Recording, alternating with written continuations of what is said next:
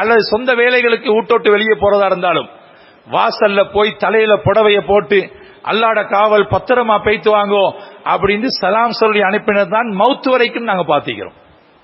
தாப்பன் வரும் பொழுது எங்கட தாய்க்கு விளங்கும்.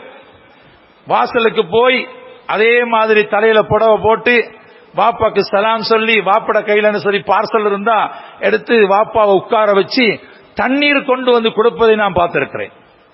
அல்லது பிளேன் டீயை கொண்டு வந்து கொடுத்து அப்படி கண்ணியமா நடந்த மக்கள் தான் பழைய மக்கள்.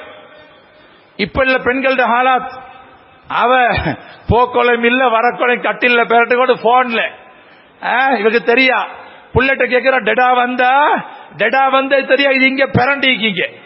அப்படிப்பட்ட பொம்பளையில தான் நாங்க இன்றைக்கு கூட்டுல வச்சுக்கிறோம். கொளுத்து பெரண்டு நோயாளியாக ஒரே படுத்து திண்டு கொண்டு தூங்குறதும் போன்ல.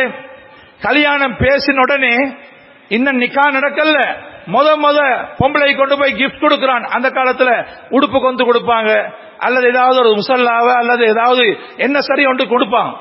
இப்ப கல்யாணம் பேசின உடனே இந்த மாப்பிளை கொண்டு போய் கொடுக்கிறான் ஐபோனு அல்லது ஆப்பிள் போனு அல்லது ஏதாவது ஒரு 50,000 ரூபாய் 1,00,000 ரூபாய் போனை கொண்டு போய் கொடுக்கிறான். இந்த அம்மா இத புடி, நீ என்னைய முடிச்சதுக்கு முந்தில இருந்தே நாசமா போ அப்படின்னு கொடுக்கிறான். கொடுத்தாச்சு கையில.